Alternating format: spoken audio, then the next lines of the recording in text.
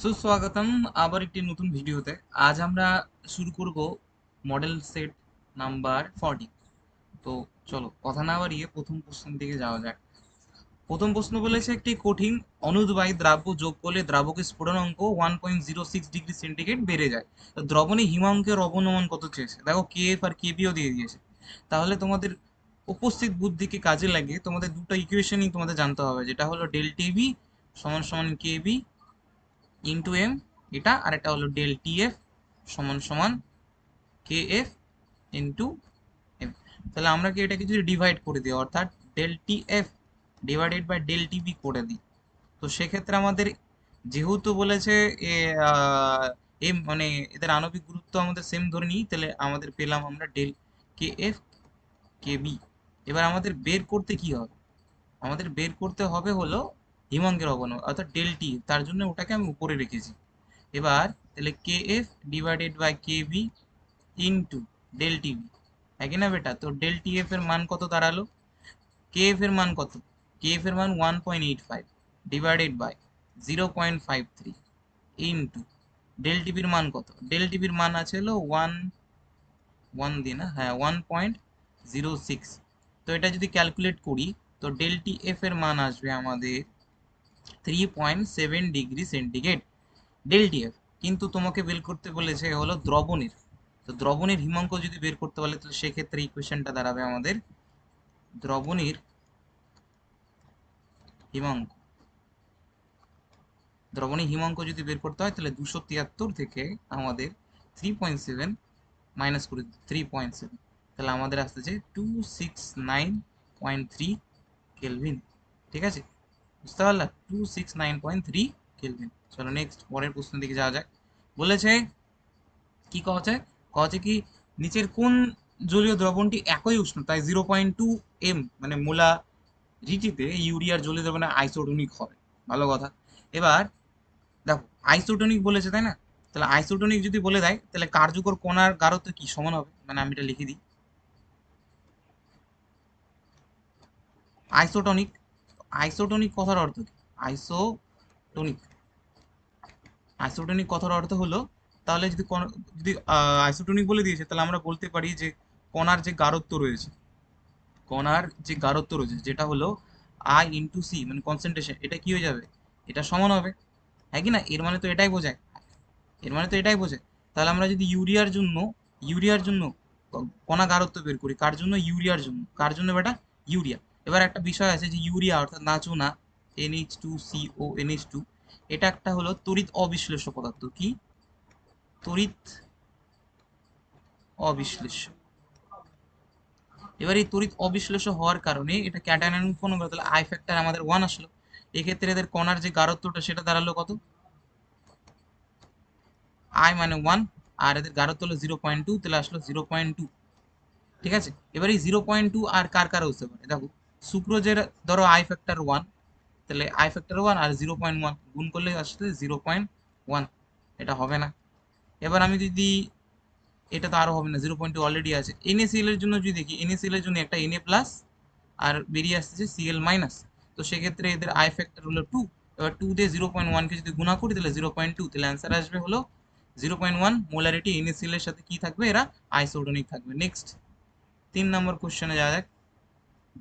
বলে দিয়েছে আংশিক চাপ মানে সরি আংশিক চাপ তো না, ই দিয়েছে, বাষ্পচাপ দিয়ে দিয়েছে।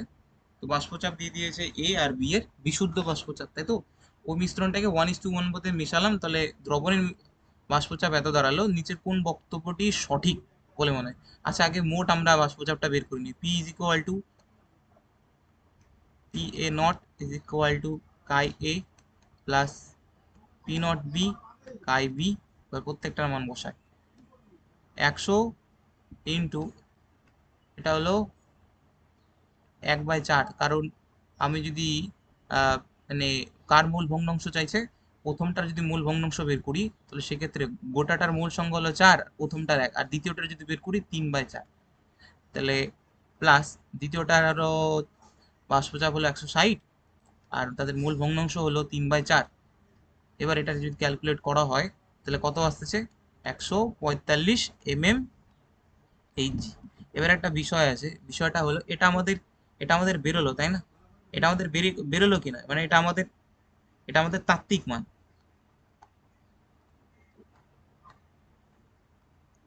তাত্ত্বিক মান আর পরীক্ষালব্ধ মান কত আছে, 120। তাহলে 120 থেকে আমাদের মানে পরীক্ষালব্ধ মানের থেকে তাত্ত্বিক মানটা বেশি হয়ে গেছে, হ্যাঁ কি না? তাহলে এটা এক প্রকার কি ধরনের ত্রুটি, এটা ঋণাত্মক বিচ্যুতি।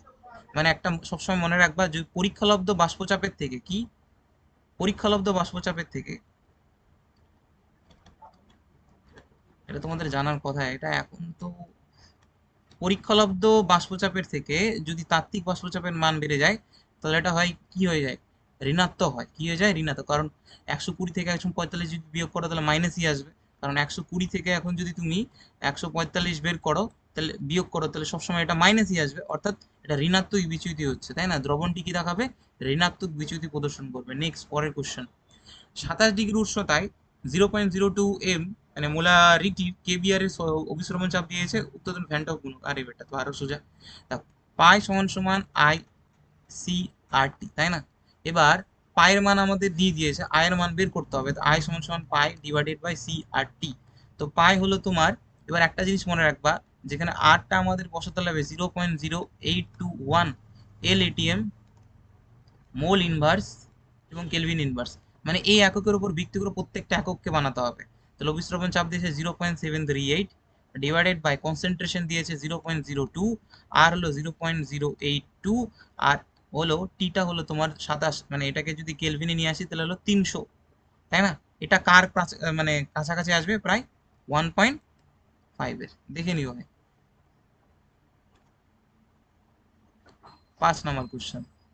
আচ্ছা, ও স্তম্ভ সল। আচ্ছা, সলের জন্য একটা ট্রিক আছে, ট্রিক মানে ট্রিক তো না, আমি আমার ভাষায় যেটাকে বলি টোটকা। কি বলি, টোটকা।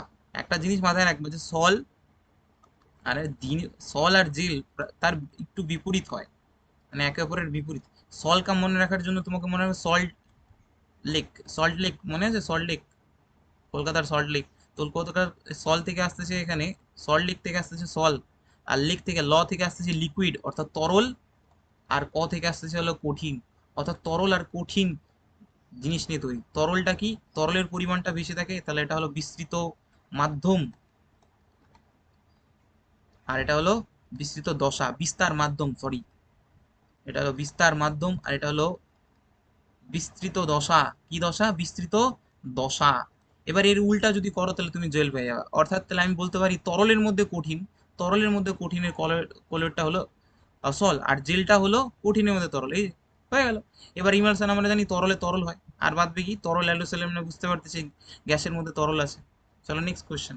একটি কোলয়েডের তঞ্চনের জন্য সব থেকে বেস্ট আর কি কার্যকরী জিনিস দেখো, তঞ্চন, তঞ্চনের জন্য বিজ্ঞানী আমাদের রয়েছে হলো সুলজে হার্ডি নিয়ম, তাই না? তো সুলজে হার্ডি নিয়মে বলা হয়েছে তঞ্চন কে ভালো করতে পারবে, যাদের আধান, আধান বেশি থাকবে, তাই না? ধনাত্মকের, ধনাত্মক স্থল তঞ্চনের জন্য আমরা ঋণাত্মক আর কি তড়িৎ বিশ্লেষ্য পদার্থ ব্যবহার করব। এবার এখানে কিছু বলে দেওয়া নেই, কিন্তু এখান থেকে বুঝতে পারতেছি তাহলে আমাদের যে কোনো একটা নিয়ে চললেই ভালো হবে, মানে ধরো যে কোনো কিছু, যে কোনো কেমন কেমন কিছু ধরো, আহ না না না বলে দিয়েছে বেটা, এই দেখো আমরা বলতে দেখতে ভুলিনি, ক্যাথোডের দিকে ধাবিত হয়। ক্যাথোডের দিকে ধাবে কি বলে, ক্যাটাফেরেসিস, তাই না? ক্যাথোডটা হয় তোমার এক প্রকার ঋণাত্মক তড়িৎদ্বার, হ্যাঁ কি না বেটা? এটা এক প্রকার ঋণাত্মক তড়িৎদ্বার, অর্থাৎ ঋণাত্মক তড়িৎদ্বারের দিকে কোলয়েডটা যাচ্ছে, তাহলে অবশ্যই কোলয়েডটা এক প্রকার ধনাত্মক তড়িৎদ্বার, হ্যাঁ কি না? ধনাত্মক কণা। আর এই ধনাত্মক কণাকে তঞ্চন করার জন্য আমাদের ব্যবহার করতে হবে ঋণাত্মক কণা, যেটা বিজ্ঞানী সুলজার্ডি নিয়ম বলেছে, ঋণাত্মক কণা। আর ঋণাত্মক কণা তো হলে হবে না, তাদের আধানটাও আমাদের বেশি দেখতে হবে। তো ঋণাত্মক কণা যদি দেখি, প্রথমটা যদি দেখি ঋণাত্মক কণা তাহলে সিএল মাইনাস, দ্বিতীয়টা যদি দেখি দেখি SO4 2 মাইনাস, আর তারপরটা যদি দেখি Fe CN6 থার্ড ব্র্যাকেট উপরে 3 মাইনাস, আর পরেরটা যদি দেখি Fe CN6 থার্ড ব্র্যাকেট ওপরে 4 মাইনাস, তাহলে আধানের সংখ্যা আমার এখানেই বেশি আসতেছে, তাহলে এটা সব থেকে বেশি কার্যকরী। নেক্সট, 4 নম্বর প্রশ্ন। দেখো 4 নম্বর প্রশ্নের দিকে যদি যাই আমরা, 4 নম্বর প্রশ্ন বলেছে লায়োফোবিক এবং কোলয়েড অপেক্ষা লায়োফিলিক বেশি স্থায়ী। লায়োফিলিক বেশি স্থায়ী, এটা তো সঠিক। কেন স্থায়ী? কারণ লায়োফিলিক কোলয়েড লায়োফোবিক কোলয়েড অপেক্ষা বেশি মাত্রায় দ্রাবক আকর্ষী বা দ্রাবায়িত, এটা এটা তো সঠিক। দেখো, লায়োফিলিক কথার অর্থ হলো লায়োফিলিক ফিলিক কথার অর্থ হলো আকর্ষী, জলাকর্ষী মানে জল দ্বারা আকর্ষী হয়। আর জল দ্বারা যদি আকর্ষী হয় তার মানে এদের যে স্থায়িত্বটা একটু বেশি। আর ফোবিক মানে কি? ভয়, মানে দূরে থাকা, এক কথায় বুঝতে পারলা? ফোবিয়া কোথা থেকে ভয়? জল থেকে ভয় আছে, অনেকজনের ফোবিয়া হয় না, তো জল ভয়। তো এটা হলো জলাবিকর্ষী। একদম সঠিক কথা এবং সঠিক ব্যাখ্যাও দেওয়া হয়েছে, তাহলে মানে প্রথম রিজনটা সঠিক এবং ব্যাখ্যাটাও এক দুর্দান্ত দিয়েছে। ঠিক আছে, নেক্সট, নিচের দ্রবণটি রাউল্টের সূত্র মেনে চলে না। আচ্ছা আচ্ছা, হ্যাঁ দেখো, রাউল্টের সূত্র মেনে চলার জন্য অনেক, মানে কি বলবো, অনেক ব্যাপার রয়েছে। দেখো, রাউল্টের সূত্র মেনে চলার জন্য যে বাষ্পচাপের আপেক্ষিক অবনমনের যে ইকুয়েশনটা আছে সেটা মেনে চলতে হবে। আবার মেনে চললে তো হবে না, আরো বিষয় আছে, যেমন তোমার ধরো ওই যে তোমার এন্ট্রপির একটা ব্যাপার আছে, জানো তো এন্ট্রপির একটা ব্যাপার, এন্ট্রপির ব্যাপারটা। তারপর তুমি যদি দেখো কি বলে ওটাকে, আরে গিভস ফ্রি এনার্জি, তারপর আছে হলো ডেল এইচ মিক্সিং, এই সমস্ত জিনিস সম্পর্কে তোমাদের কিন্তু বুঝতে হবে ব্যাপারটা। ঠিক আছে, এবার তোমাদেরকে যদি এটা আর কি ভালো করে করাতে চাই, ঠিক আছে, কোনো সমস্যা নেই, ভালো করে করাবো। তার জন্য আমাকে একটা জিনিস দেখতে হবে, একটু সময় নিচ্ছি আমি, তাহলে একদম ভালো করে বুঝিয়ে দিতে পারবো।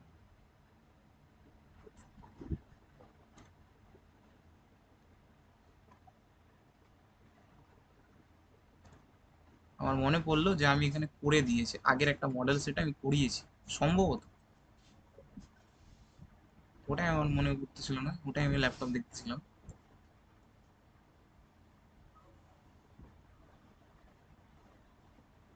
এই তো বেটা, দেখো, আদর্শ দ্রবণের ইকুয়েশন কি কি ছিল, এটা আগের মডেল ছিল, হ্যাঁ। আদর্শ দ্রবণ মানে আদর্শ যে দ্রবণের যে বিশুদ্ধ উপাদান, ধরো এই বিশুদ্ধ উপাদান এ আর বি নিয়ে তৈরি, তো তাহলে এ আর বি এর মধ্যে যে আকর্ষণ ক্ষমতা আর বিকর্ষণ ক্ষমতা কি হতে হবে, মিশিয়ে দেওয়ার পরও তাদের মধ্যে আন্তরণিক আকর্ষণ ক্ষমতা সেম হতে হবে। তো সেক্ষেত্রে এদের ডেল ভি মিক্সিং কি হয়ে যায়? জিরো হয়ে যায়। এদের ডেল এইচ মিক্স অর্থাৎ এন্ট্রপির মান গ্রেটার দেন জিরো হবে, স্বতঃস্ফূর্তভাবে বিক্রিয়া করবে। আর স্বতঃস্ফূর্ত বিক্রিয়া করলে এদের যে কি বলে এটাকে, গিভস ফ্রি এনার্জি, এটা কি হতে হবে, এটা হতে হবে নেগেটিভ টাইপের হতে হবে, বুঝতে পারলা? এটা হলো বিষয়। তো এখানে কোশ্চেনটা কি চেয়েছে, কোশ্চেনটা চেয়েছে যে রাউল্টের সূত্র মেনে চলে না। তা রাউল্টের সূত্র যদি চলে না, তাহলে সেক্ষেত্রে তোমাকে দেখতে হবে এরা বিয়োজিত হচ্ছে কিনা, বিয়োজিত বা সংযোজিত হচ্ছে কিনা। এই দুটো জিনিস যদি দেখতে পারো বা চেক করতে পারো, বিয়োজিত আর সংযোজিত ব্যবস্থা, তাহলে ব্যাপারটা বুঝে যাবে। তুমি যদি অ্যাসিডিক অ্যাসিড দাও, অ্যাসিডিক অ্যাসিডের মধ্যে রয়েছে হলো যে তড়িৎ বিশ্লেষ্য যে কণাটা অ্যাসিডিক অ্যাসিড, এই অ্যাসিডিক অ্যাসিডটা মানে একে অপরের সাথে যুক্ত হয়ে যায় না, তো ডাইমারও গঠন করতে পারে অ্যাসিডিক অ্যাসিড, একই না? তো এটা আমি একটু দেখানো প্রয়োজন মনে করি, তাহলে ব্যাপারটা আরো ভালোভাবে বুঝবা। দেখো, CH3, এটাকে সি ডবল বন্ড ও, এদিকে ও এইচ লিখে দিলাম। আবার CH3 এদিকে লিখছি আমি, CH3,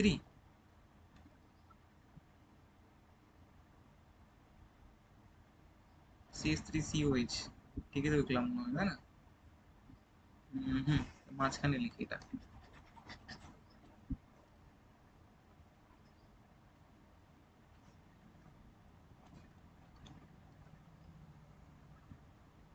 এই যে সি,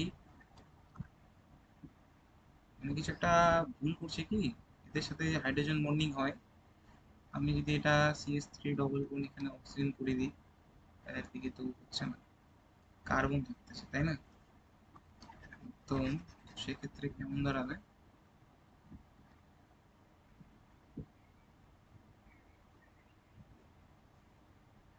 আচ্ছা আচ্ছা, এখানে আমরা ভুল করেছি, জিনিসটা আঁকতে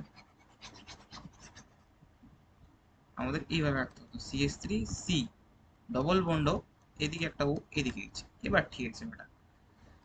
সি, এদিকে সিঙ্গেল বন্ডে আমি দিয়ে দিলাম OH, এবার ঠিক আছে।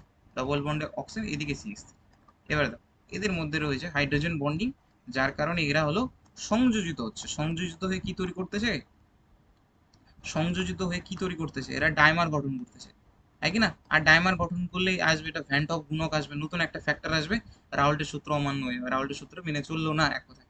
মানে রাউল্টের সূত্র মেনে চলার জন্য অসংযোজিত হতে হবে, সংযোজিত হওয়া যাবে না, অসংযোজিত অনুদ্বায়ী হতে হবে। তাহলে ব্যাপারটা তো মিলছে না, তাই না? তাহলে উত্তর হলো অ্যাসিটিক অ্যাসিড। আশা করে বোঝাতে পারলাম। এবার হলো P4O10। P4O10 এর ব্যাপারটা তোমাদের যদি বসায়, এটা খুবই আনকমন টাইপের কোশ্চেন। হ্যাঁ, প্রথম আমি দেখলাম এই কোশ্চেন এরকম দিয়েছে। ঠিক আছে, ঠিক আছে, তাও আমি আলোচনা করতে চাই, তো দাঁড়াও মুছে নিই আমি এটা জিনিসটা।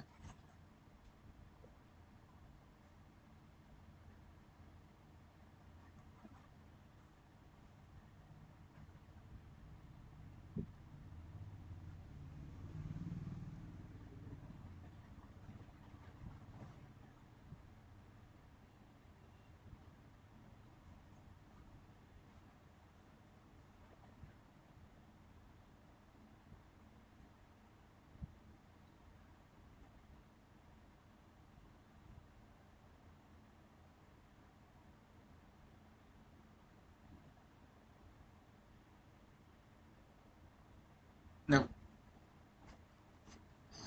এই যে আমাদের P4O10টা আছে, P4O10, এটা আমরা দুই রিয়াকশনটাই মনে রাখার চেষ্টা করবো। একটা ঠান্ডা জলে, একটা হলো গরম জলে। ঠিক আছে, ঠান্ডা আর একটা হলো গরম জলে।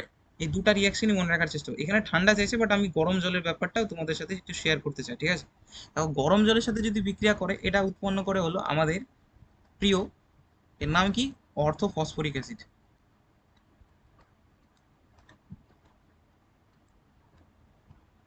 অর্থো ফসফরিক অ্যাসিড, H3PI, মানে যেটা হলো গরম জলের সাথে উৎপন্ন হয়। আর আর যদি ঠান্ডা জলের সাথে উৎপন্ন হয়, মেটা ফসফরিক অ্যাসিড, অর্থাৎ HPO3, মেটা ফসফরিক অ্যাসিড, ফসফরিক অ্যাসিড। এখানে এদের স্ট্রাকচারটাও এবং এদের ক্ষারকীয়তা কি সেটাও তোমাদের ইয়াদ রাখতে লাগবে। ওটা স্ট্রাকচারটা ইয়াদ রাখার কি, আমি তো করিয়ে দিয়েছিলাম ইয়াদ রাখার জন্য। নেক্সট, অ্যামোনিয়াম ডাইক্রোমেট কি, নাইট্রোজেন গ্যাস পাওয়া যায় না। কোথা থেকে এমন, এটা হলো এক ধরনের অ্যাজাইড। তো অ্যাজাইডকে উৎপন্ন করলে সবসময় নাইট্রোজেন গ্যাস উৎপন্ন হয়, এটা মাথায় রাখবা। অ্যাজাইডকে যদি উত্তপ্ত করি, আমরা সব সময় নাইট্রোজেন গ্যাস পাবো।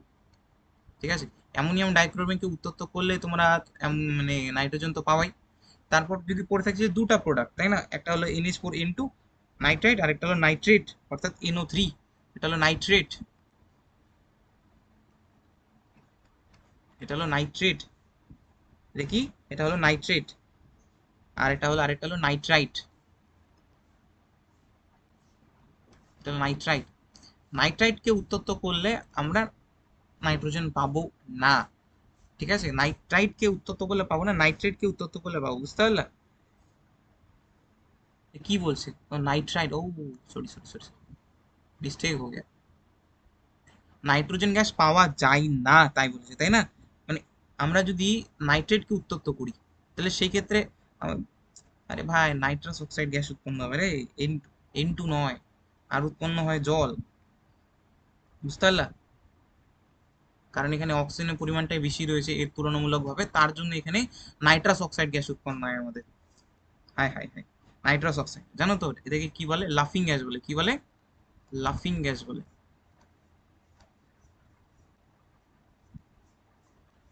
ঠিক আছে, চলো নেক্সট। সাধারণ হ্যালোজেন আন্তঃ হ্যালোজেনের থেকে একটু সক্রিয়। হ্যাঁ, এটা সঠিক।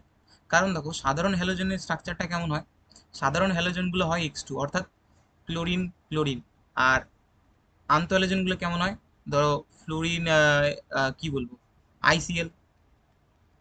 এদের, এর ফলে কি হয় বলতো? এর ফলে সাইজের একটা ফ্যাক্টর আসে, সাইজের একটা ফ্যাক্টর আসে, মানে সাইজ ছোট বড় হয়। যার কারণে এদের একজন ধরো কেউ ইলেকট্রোনেগেটিভ একটু বেশি, আর কেউ ইলেকট্রোনেগেটিভ কম। যার কারণে এদের বন্ডটা কি হয়ে যায়, একটু পোলার টাইপের হয়। আর পোলার টাইপের হয়ে গেলে ভেঙে যাওয়ার প্রবণতা থাকে, তাই না? ভেঙে যাবে। আর ভেঙে গেলে কি হবে, এটা একটু সক্রিয় হয়ে পড়বে, কারণ অন্য অন্যজনের সাথে যুক্ত হওয়ার প্রবণতা দেখাবে। তাহলে আন্তঃ হ্যালোজেনগুলো এমনি হ্যালোজেনের তুলনায় কি, একটু সক্রিয়। এটা তো সঠিক। কিসের জন্য মেনলি? দুটি পরমাণুর তড়িৎ ঋণাত্মকতার পার্থক্য যত বেশি হবে, রাসায়নিক সক্রিয়তা তত কম হবে। না না না, এটা একদমই ভুল। এটা তাহলে সঠিক ব্যাখ্যাটা দিতে পারলো না। দেখো সঠিক ব্যাখ্যাটা এখানে কি বলেছে, যে হ্যালোজেন পরমাণু, অসম হ্যালোজেন পরমাণু মেরু প্রকৃতির দুর্বল হয়, আন্তঃহ্যালোজেন যৌগটি সক্রিয়, একদম যেটা বললাম। এবার তড়িৎ ঋণাত্মক বেশি যত বাড়বে, বন্ধনটি তত ধ্রুবীয় হবে। সক্রিয়তা সম্পর্কে সরাসরি ব্যাখ্যামূলক নয়, এটার দ্বারা ব্যাখ্যা করা যায় না। তরিতনতার উপর না আকারের উপর নির্ভর করে, তাদের ইলেকট্রন টানার ক্ষমতার উপর নির্ভর করে। তাহলে প্রথমটা সঠিক বাট দ্বিতীয়টা সঠিক নয়। মানে এক কথায় বললাম, দুটাই সঠিক, দুটাই সঠিক, কিন্তু কথাটা হলো ব্যাখ্যাটা ঠিকঠাক দেওয়া হয়নি। তার মানে সঠিক দুটোই, ব্যাখ্যাটা ঠিকঠাক ভাবে হলো না আর কি মন মতো। কারণ ব্যাখ্যাটা হতে হতে গেলে কি সাইজ ফ্যাক্টরের ব্যাপারটা আসতে হতো, বন্ডের আর কি ধ্রুবীয়তার ব্যাপারটা আসতে হতো, বন্ধন বিভাজন শক্তি বিডিই এটা কমে যেত, যার কারণে বন্ডকে ভাঙতে আমাদের কম এনার্জি দিতে হতো, যার কারণে এই বন্ডটা ভেঙে গিয়ে একটা সিঙ্গেল হয়ে যাবে, আর সিঙ্গেল হয়ে গিয়েই যার তার সাথে যুক্ত হওয়ার প্রবণতা রাখবে, অর্থাৎ সক্রিয় হয়ে উঠবে। নেক্সট আমাদের হলো ট্রেলিং অফ মার্কারি। আচ্ছা, ট্রেলিং অফ মার্কারি বলতে জানো তো? ট্রেলিং অফ মার্কারি হলো আমাদের যে মার্কারি আছে, অর্থাৎ যে পারদ, পারদের যে উজ্জ্বলতা এবং কাচের গায়ে যে লেগে থাকার যে ব্যাপারটা, যার জন্য আমরা আর কি বিভিন্ন জায়গায় থেকে ইউজ করি, যেমন তোমার থার্মোমিটার ইউজ করি। কিন্তু এটা যদি ওজোন গ্যাসের সংস্পর্শে চলে আসে, তাহলে এরা কি জানায় জানো? এরা হলো মার্কিউরাস অক্সাইড বানায়। কি বানায়? Mercurous oxide, Hg2O। যার কারণে বা যে পারদের যে বৈশিষ্ট্যগুলো বললাম, অর্থাৎ উজ্জ্বলতা বা কাচের গায়ে লেগে থাকার ব্যাপারটা, সচলতা, এগুলো সব হ্রাস পায়। বুঝতে পারলা? যার এটাকে বলা হয় ট্রেলিং অফ মার্কারি। নেক্সট 6 নম্বর, এগুলো আমি করাবো না ভাই, এগুলো ভাই কুড়িয়ে করে অভ্যস্ত করতে দিয়েছি। এই যে এদের যদি স্ট্রাকচার তোমরা না জানতে পারো, তাহলে ভাই খুবই খারাপ পরিস্থিতি। স্ট্রাকচার তো আসবে, তাই না? স্ট্রাকচার তো বারংবার আসবে, তোমাদের এক্সপিরিয়া আসুক না আসুক স্ট্রাকচার আসবে। ঠিক আছে, তা তোমরা করে নিও। আর যদি না পারো ওটা আলাদা ব্যাপার। নেক্সট 16 নম্বর গ্রুপের ক্ষেত্রে কোনটি সঠিক নয়? আচ্ছা দেখি, তাহলে প্রথমটা আগে দেখি, স্ফুটন অঙ্কের ক্রম। স্ফুটন অঙ্কটা হয় আমাদের H2O, H2S, H2AC এবং H2TE। দেখো, জলের মধ্যে রয়েছে হলো হাইড্রোজেন বন্ডিং, জলের মধ্যে রয়েছে হলো হাইড্রোজেন বন্ডিং। তো হাইড্রোজেন বন্ডিং এর কারণে আন্তঃআণবিক আকর্ষণ বল বৃদ্ধি পাচ্ছে। আর আকর্ষণ বল বৃদ্ধি পাওয়ার কারণে আণবিক গুরুত্ব বৃদ্ধি পাচ্ছে। আণবিক গুরুত্ব বৃদ্ধি পাওয়ার ফলে আণবিক গুরুত্ব বৃদ্ধি পাচ্ছে কেন? কারণ আন্তঃআণবিক আকর্ষণ বলের মধ্যে,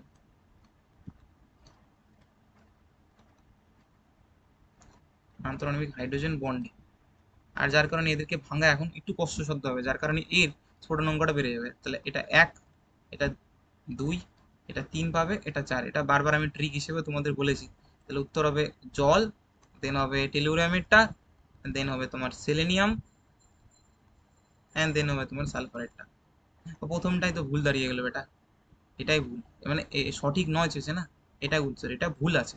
আম্লিকতা, H2T এর বন্ধনটা একটু দুর্বল টাইপের, এরা ভেঙে হাইড্রোজেনকে বের করার প্রবণতা থাকবে। আর হাইড্রোজেনকে বের করার প্রবণতা আর রেজাল্টও বিজারক ধর্ম, মানে বিজারক আর আম্লিকতা প্রায় সেম। সেম না, সেম বলতে গেলেই চলে, কিন্তু এই দিক থেকে same। আর বন্ধন কোনটা এখানে স্বাভাবিক ব্যাপার, জলেরই বেশি হবে, আস্তে আস্তে হ্রাস পাবে।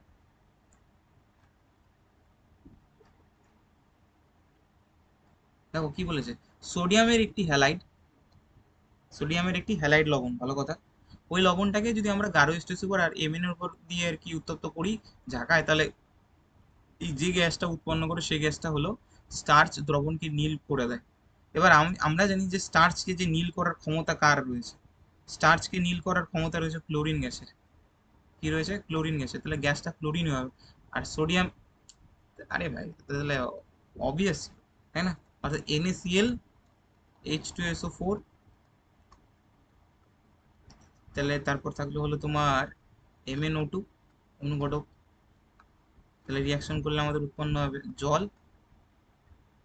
তারপর উৎপন্ন হবে Cl2, আর যেটা মুখ্য product Na2SO4, Na2SO4, sodium sulphate, আর উৎপন্ন হচ্ছে আমাদের ম্যাঙ্গানিজ সালফেট, সালফেট। খতম। এটাই অ্যান্সার হবে। নেক্সট 7 নম্বর, 16 নম্বর, নিষ্ক্রিয় গ্যাসগুলি আয়নন শক্তি একই পর্যায়ে অন্যান্য গ্রুপের তুলনায় কি হবে? বেশি হবে। আর এদের সর্ববৃহৎ কক্ষ একদম সম্পূর্ণ, একদম সঠিক কথা বেটা। দেখো নিষ্ক্রিয় গ্যাস কত নম্বর গ্রুপের অন্তর্গত? 18 নম্বর গ্রুপ। 18 নম্বর গ্রুপের অন্তর্গত, তাহলে বাইরের কক্ষে রয়েছে 8। তাহলে এই 8-এর যদি ইলেকট্রন বিন্যাস করতে চাই, তাহলে NS2 NP6, এদের বাইরের কক্ষে যতটা ইলেকট্রন থাকার কথা ততটা ইলেকট্রন রয়েছে। এবার এদের থেকে যদি ইলেকট্রন বের করতে হয়, তাহলে তোমাদের আয়নন শক্তি মানে আয়নেশন এনার্জি সব থেকে বেশি লাগবে, সব থেকে গ্রুপের সব থেকে বেশি তো আয়নাইজেশন এদের লাগে, কারণ ইলেকট্রন সম্পূর্ণরূপে পূর্ণ আছে। তাহলে সঠিক ব্যাখ্যা এবং সঠিক লজিক। নেক্সট, টোলুইনে অতিরিক্ত ক্লোরিন দিলে কি উৎপন্ন হয়? দেখো, আমাদের রয়েছে যে টোলুইন,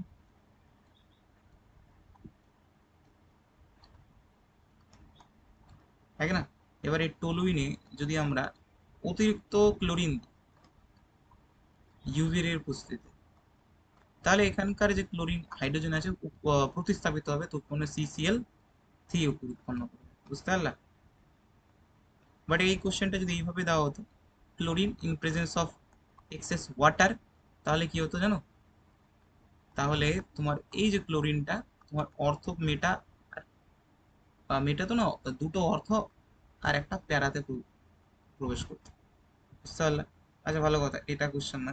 তো কোশ্চেনটা হলো, যেটা উৎপন্ন হয়েছে ওর সাথে আবার যদি Cl2Fe দিই, তাহলে সেক্ষেত্রে কি উৎপন্ন হবে সেটা চিনছে। বুঝতে পারলে? চলো করা যাক। মানে এই যে প্রোডাক্টটা উৎপন্ন হয়েছে, ঠিক আছে, এর মধ্যে যদি আবার আমি Cl2Fe দিই, তাহলে সেক্ষেত্রে কি উৎপন্ন হয় তাই বলছে। আচ্ছা, ক্লোরিন আর Fe, তাহলে এরা পার্শ্ব শৃঙ্খলে ঢুকবে, তাহলে এক্ষেত্রে এরা মেটা ডাইরেক্টিং গ্রুপ হবে, কারণ ঢুকবে হলো এই পজিশনে সিএলটা। বুঝতে পারলাম? তারপর আবার যদি এর উপর জিঙ্ক HCl দেওয়া হয়, ভালো কথা, এরা হলো বিজারণ করে, কি করে, রিডাকশন করে, বিজারণ। খুব সুন্দর। বিজারণ যদি করে, তাহলে আবার এই CCl3 কে আবার পুনরায় CH3 করে, মানে কনভার্ট করে দেবে, তাহলে আবার প্রোডাক্টটা হলো CH3 মেটা পজিশনে ক্লোরিন, তাই কি না? তাহলে উত্তর হলো মেটা ক্লোরোটলুইন। মেটা ক্লোরোটলুইন, ZnHCl তো জানো, এরা বিজারণ করে। নেক্সট, নিচের কোনটি সাধারণত SN2 বিক্রিয়া ঘটে? দেখো, SN2 বিক্রিয়া আমরা জানি যে SN2 হলো 1 degree greater than 2 degree greater than 3 degree. আর বাল্কি গ্রুপ যেখানে বেশি থাকবে, বাল্কি গ্রুপ যেখানে বেশি থাকবে সেখানে SN2 হওয়ার প্রবণতা খুবই কম, খুবই কম, খুবই কম। অর্থাৎ 3 ডিগ্রি যেখানে বেশি সেখানে হবে না। তার মানে যদি এখানে দেখো, 3 নম্বর অপশনটা দেখো, CH3 হোল 3 CBr, এটার একটা 3 ডিগ্রি কার্বোক্যাটায়ন হবে। তো এটা হবে, এটা এটা কোনোদিন SN2 হবে না, এটা SN2 হবে না। নেক্সট, পরেরটা যদি যাও, এর ক্ষেত্রে CH2Cl, এখান থেকে যদি Cl বেরিয়ে যায়, তাহলে পরে থাকতে চলে CH2 প্লাস, আর এটা হলো এটা। তো এরা রেজোনেন্স করবে, কি করবে, রেজোনেন্স করবে। আর যদি রেজোনেন্স করে, তাহলে এরা হলো SN1 রিয়াকশন করে, তাহলে হলো SN1, তাহলে এটা হলো SN1। এবার প্রথমটা যদি দেখো, ঠিক আছে, প্রথমটা এই ক্লোরিনটা যে কার্বনের সাথে যুক্ত, এই কার্বনটা একটা কার্বনের সাথে, মানে এটা 1 ডিগ্রি কার্বোহাইড্রেট, একই না? তার জন্য এটা SN2 হবে। তাছাড়া আরেকটা জিনিস বিষয়, অ্যাসিটোন যেটা দ্রাবক, এই দ্রাবকটা অ্যাপ্রোটিক সলভেন্ট, তাই না? অ্যাপ্রোটিক, অ্যাপ্রোটিক সলভেন্ট, এই অ্যাপ্রোটিক সলভেন্টের মাধ্যমে আমরা চিহ্নিতকরণ করতে পারি SN2 না SN1। SN2 তে হলে অ্যাপ্রোটিক, আর SN1 হয় প্রোটিক সলভেন্ট। নেক্সট, সম্ভবত একটা কোশ্চেন দেওয়া ছিল যে নামকরণ করতে হবে 19 নম্বরে, তাই না? তাহলে 19 নম্বরে এই OH এর এটাকে 1 নম্বর, তারপর আমরা এই যে এটাকে 2 নম্বর কার্বন আর এটাকে 3 নম্বর কার্বন দিয়ে যদি মিনি আর এটাকে 4 নম্বর গ্রুপ দিয়ে দিই, তাহলে আমরা যাবো 1 থেকে 2, অর্থাৎ ক্লক ওয়াইজ যাবো, তাই না? তো ক্লক ওয়াইজ যদি যাই, তাহলে কি হচ্ছে, আর হচ্ছে, ক্লকওয়াইজ হলে কি হচ্ছে, আর হচ্ছে। বাট কথাটা হলো, 4 নম্বর হরাইজন্টাল আছে, তাহলে এটা হয়ে গেল, এটা কি হয়ে যাবে, এস হয়ে যাবে, হ্যাঁ কিনা বলো? না, ছবিটা হয়তো ভুল লাগতেছে, ভালো করে আঁকে।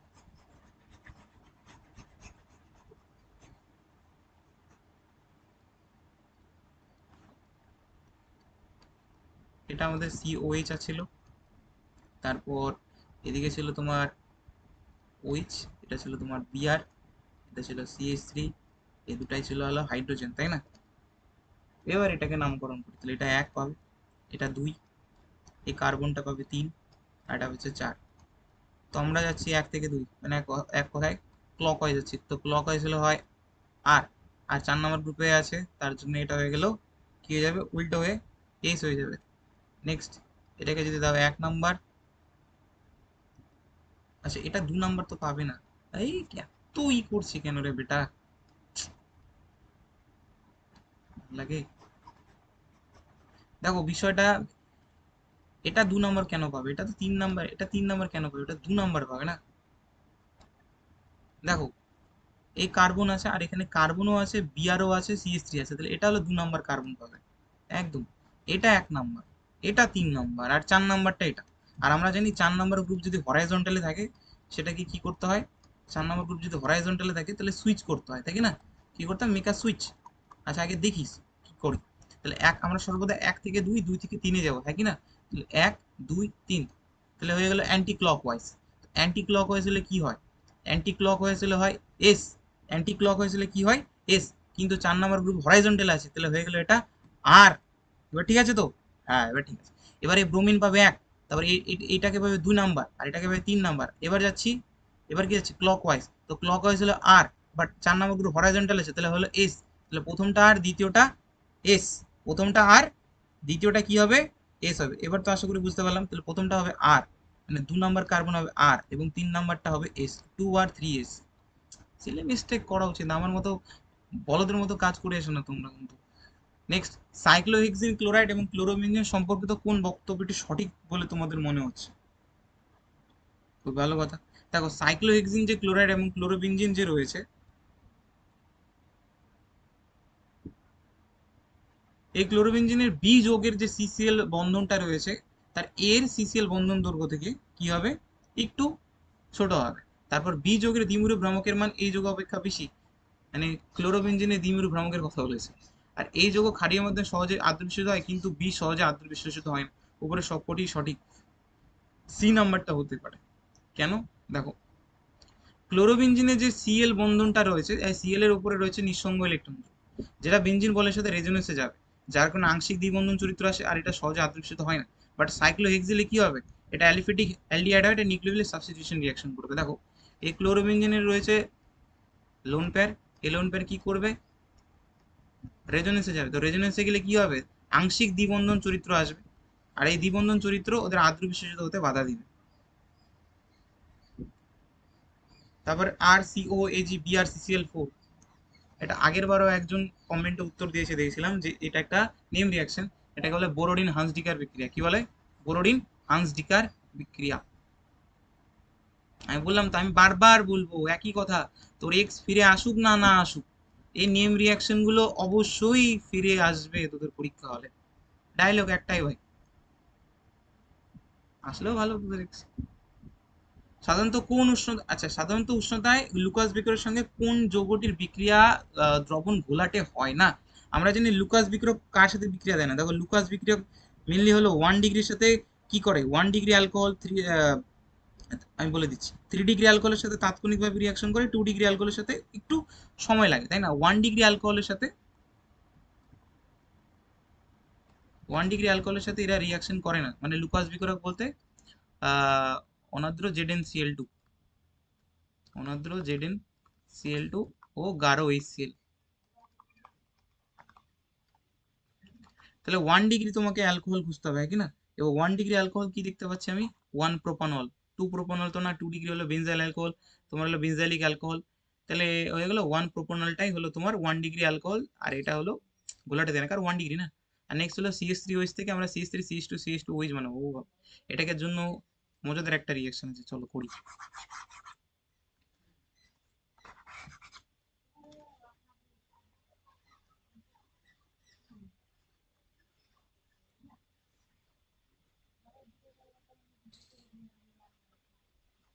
দেখো CH3OH এর উপর যখন SOCl2 নিব তখন উৎপন্ন করে হলো, কি উৎপন্ন হয়, CH3Cl। তারপর এর উপর যদি আমি Mg দিয়ে দিই তাহলে উৎপন্ন হয় CH3MgCl, অর্থাৎ গ্রিগনার বিকারক বানিয়ে নিলাম RMgX। ভালো কথা। এবার এর সামনে নিয়ে আসলাম ইথিলিন, ইথিলিন অক্সাইড। এই ইথিলিন অক্সাইডের সাথে এই আরটা হয় তোমার ডেল্টা নেগেটিভ আর এটা হলো ডেল্টা পজিটিভ। এই ডেল্টা নেগেটিভ কাকে করলো, এখানে কার্বনকে অ্যাটাক করলো, ডবল বন্ড উঠে অক্সিজেন উপরে চলে গেল। তাহলে পরবর্তী জিনিসটা কেমন দাঁড়ালো, এটা আমি যদি খুলে লিখি CH2 সিঙ্গেল বন্ড CH2, এর নিচে চলে আসলো OMgCl, আর এর নিচে চলে আসলো আমার CH3। তার পরবর্তী যখন আদ্র মানে H3O+ দিব তখন এই বন্ড ভেঙে এদিকে একটা H এদিকে একটা OH চলে আসবে। তাহলে পরবর্তী গঠনটা হলো CH3 CH2 CH2 OH। বুঝতে পারলা? তাহলে উত্তরটা হলো ইথিলিন অক্সাইডের সাথে রিয়াকশন করতে হবে SOCl2। এবার পরবর্তী যদি যাই, ফেনল CCl4NOH। আচ্ছা আচ্ছা, তাই না, কুলবি স্মিথ করতে হবে, রাইমার টিমিন করতে হবে, তারপর আমাদের কি বানাতে হবে, অ্যাসপিরিন বানাতে হবে, এই তো এটাই তো দেখতে পাচ্ছি আমি। হ্যাঁ, তাহলে আমাদের যে ফিনলটা রয়েছে, এই যে ফেনল, হ্যাঁ কি না, এই ফেনলের উপর যদি আমি CCl4 বা NaOH, আগে আগে NaOH দিই, ঠিক আছে, NaOH নিই এবং জলে তৎপরতায়, তাহলে উৎপন্ন হয় সোডিয়াম ফেনেট, ONa, সোডিয়াম ফেনেট, ঠিক আছে। তার উপর যদি তুমি কার্বন ডাই অক্সাইড বা অন্য কিছু দাও, বা CCl4 জিনিস যেগুলো দাও, তাহলে উৎপন্ন হবে আমাদের, মানে যে জিনিসটা দেওয়ার কথা একবারই যদি করে নিই, তাহলে উৎপন্ন হচ্ছে আমাদের ফেনল, সরি ফেনল তো না, স্যালিসাইলিক অ্যাসিড। কি উৎপন্ন হচ্ছে, স্যালিসাইলিক অ্যাসিড। এই স্যালিসাইলিক অ্যাসিডের মধ্যে যদি অ্যাসিডিক অ্যানহাইড্রাইড দিয়ে দাও, কি দিয়ে দাও, অ্যাসিডিক অ্যানহাইড্রাইড, তাহলে সেক্ষেত্রে উৎপন্ন হবে অ্যাসপিরিন, যার সংকেতটা দেখতে হবে তোমাদের প্রায় এরকম, OCOCH3 বেঞ্জিন COOH, এটা হলো তোমার অ্যাসপিরিন। নেক্সট,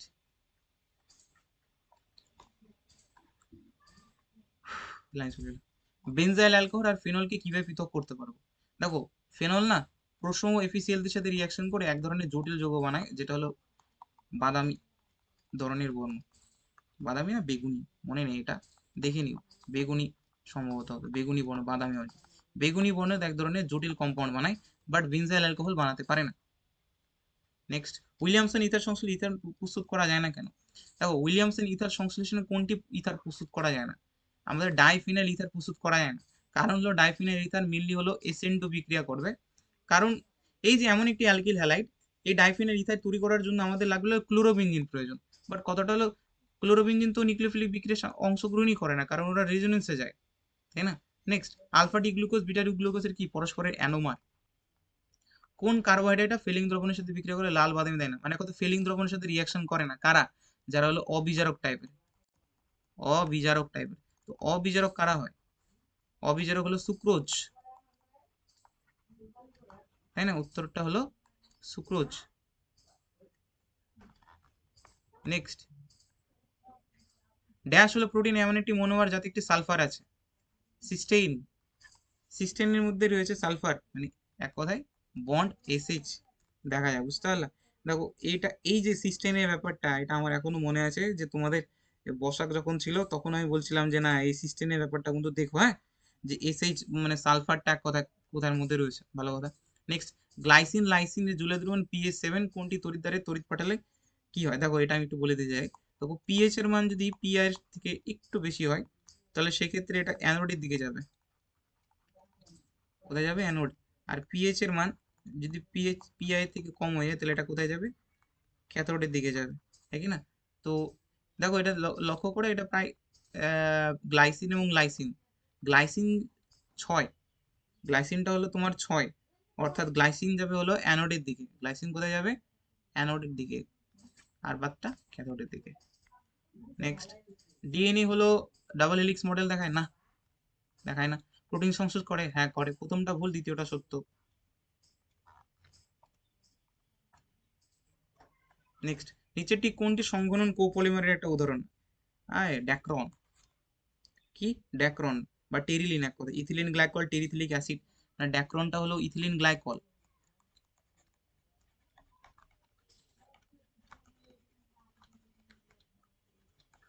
ইথিলিন গ্লাইকল, আর এটা হলো টেরিথিলিক অ্যাসিড নিয়ে তৈরি, টেরিথিলিক অ্যাসিড নিয়ে তৈরি, বুঝতে পারলা। তো এটা এক প্রকার সংঘনন পলিমেশন। তারপর নেক্সট, নাইলন 6,6 এর গঠন দেখো, নাইলন 6,6 দুটা নিয়ে জিনিস তৈরি, একটা অ্যাডিপিক অ্যাসিড আর hexamethylene diamine, adipic acid, adipic acid আর hexamethylene diamine, plus hexamethylene diamine, hexamethylene, মানে এই যে এটা হলো হেক্সা, আর মিথিলিন হলো দুটা, মিথিলিন ডায়ামিন, অ্যামিন গ্রুপ দুটা থাকবে, ঠিক আছে।